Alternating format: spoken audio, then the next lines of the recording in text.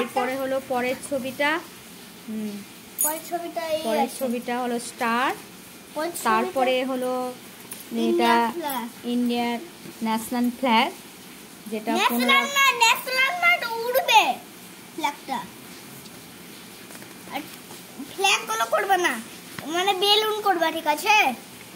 এটা উঠলিয়ে এটা বেলুনটা, ঠিক আছে? ফ্ল্যাগটা বেশি করে প্র্যাকটিস করা হয়েছে 15 আগস্টে। এটা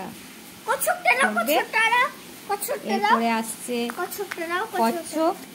দেখছেন তো গাইস, আমার ছোট ছেলে ভালো করে ভিডিওটা করতে পেরেছে না, খুব চটপটে এবং চঞ্চল রাখা।